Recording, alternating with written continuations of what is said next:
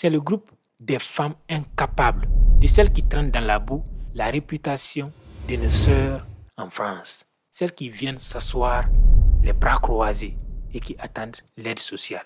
Celles qui viennent faire des enfants ou qui viennent avec des enfants, 2, 3 enfants de pères différents pour venir demander à l'État français de les payer. Le premier groupe, c'est un groupe de travailleurs, des gens que je connais personnellement qui ne touchent à rien du tout. Ce sont des gens qui occupent de grands postes en France. Le deuxième groupe de personnes concernées par cette situation, c'est quoi? Ce sont des personnes qui ont travaillé durement et honnêtement pendant des années et qui par la suite sont tombées malades ou ont eu des enfants, ont eu des problèmes de mariage et se sont retrouvés dans l'incapacité de joindre les deux bouts avec leurs revenus mensuels. C'est fini pour les étrangers en France. L'État français va couper l'aide sociale et tous les étrangers vont soit mourir, soit partir chez eux. La plupart des gens qui débattent cette histoire d'allocation sociale ou d'aide sont des gens qui n'appartiennent qu'à deux groupes principalement. Le premier groupe, c'est le groupe des racistes. Des Français qui savent exactement comment ça fonctionne le système, qui savent et qui sont conscients que les étrangers en France ne sont pas que des gens qui demandent l'aide. Des Français qui savent que parmi les gens qui bossent le plus en France, si tu enlèves les étrangers, ça va rester que très peu, mais qui décident d'ignorer ce côté-là et de faire croire que tous les étrangers qui sont en France, particulièrement des étrangers qui viennent de l'Afrique, sont venus pour demander de l'aide. Ce sont des racistes. L'autre groupe, c'est le groupe des ignorants et des jaloux. Nos frères et sœurs africains qui ne connaissent rien sur ce sujet, mais qui font de l'extrapolation, qui prennent cela pour l'utiliser contre des femmes célibataires, celles qui annulent souvent leur mariage pour profiter des aides. Dans cette vidéo, je vais parler uniquement du cas des étrangers qui viennent de l'Afrique, du Maghreb ou de l'Afrique subsaharienne.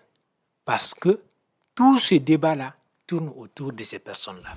D'abord, il faut savoir qu'il y a 3 groupes d'étrangers, d'immigrés en France, qui sont concernés spécifiquement par ce problème-là, par ce débat.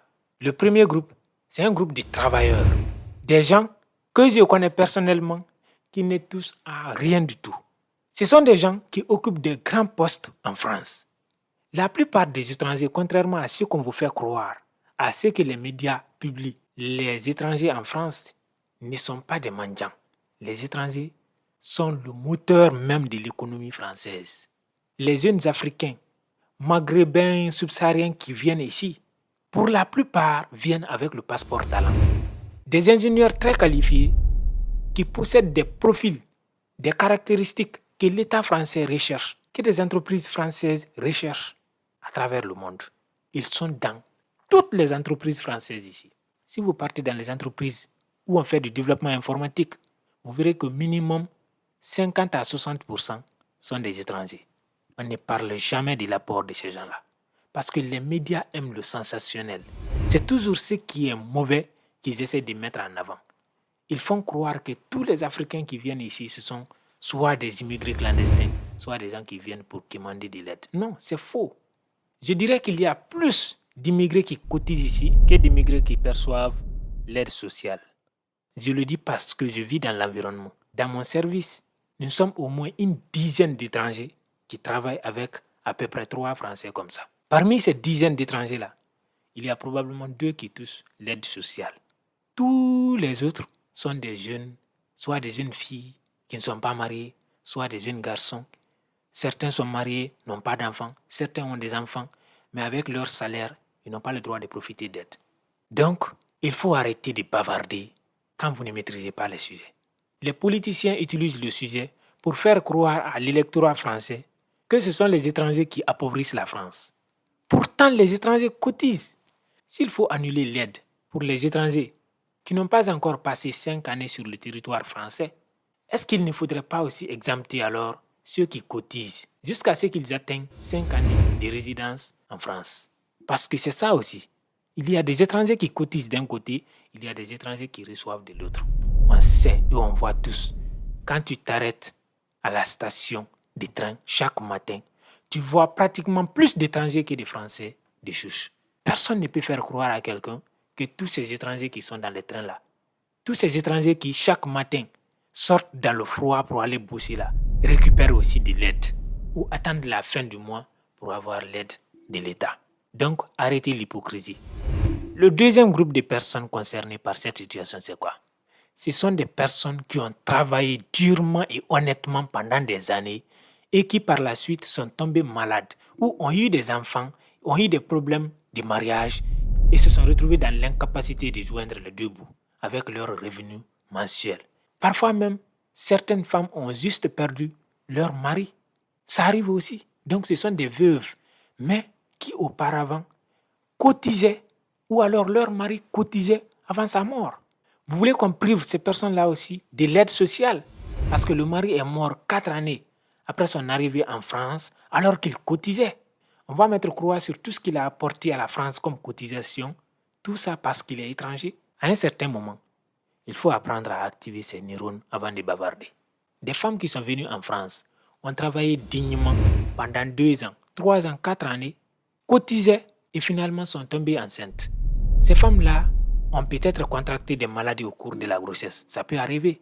Et se sont retrouvées alors dans l'incapacité de partir travailler.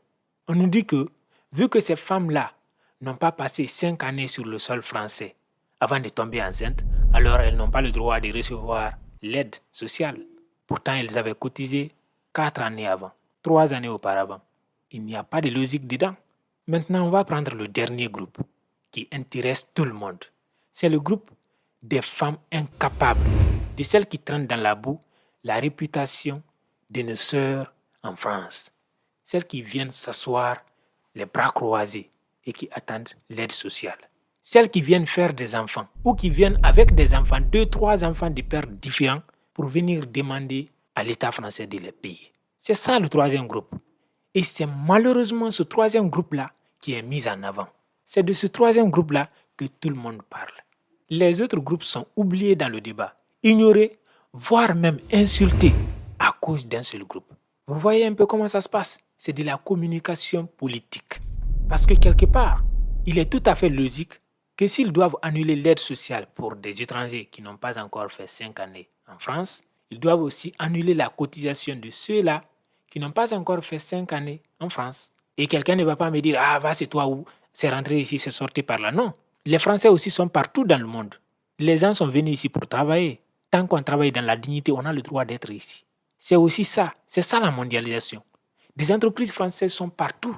En Afrique, ailleurs. Des Français sont partout. Au Canada, en Afrique, en Asie, partout. Quand les gens travaillent pour vivre de leur travail, ils méritent le respect. Respectez les gens. Ces femmes indignes qui prennent des enfants pour des marchandises, qui font des enfants pour se nourrir de l'État, qui utilisent des hommes pour procréer et ensuite accuser ces hommes-là de violences conjugales ou alors sortir d'autres prétextes pour se débarrasser de cet homme uniquement pour gagner quelques euros de plus, sont devenus aujourd'hui les trophées que les médias et les politiciens brandissent pour insulter des dignes travailleurs, des immigrés qui travaillent dur dans les entreprises françaises. Il faut faire la part des choses. Il faut bien préciser lorsque l'on ouvre sa bouche à quel groupe d'individus on s'adresse. Les immigrés en France, c'est à la fois des personnes honnêtes, mais aussi des personnes malhonnêtes. Parmi les Français eux-mêmes, il y a ces deux groupes de personnes. Il y a des personnes honnêtes et des personnes malhonnêtes. Que personne ne vous fasse croire que c'est uniquement les étrangers qui fraudent les allocations sociales. Non, c'est faux. Il y a des Français qui fraudent ça tous les jours. Donc, on ne peut pas utiliser des comportements indignes de quelques personnes par-ci, par-là pour frapper avec le même fouet des personnes qui travaillent dignement et qui cotisent depuis toujours et qui n'ont jamais rien demandé à personne. Certaines personnes sont en France, cotisent même pour la santé et n'utilisent même pas leur carte vitale.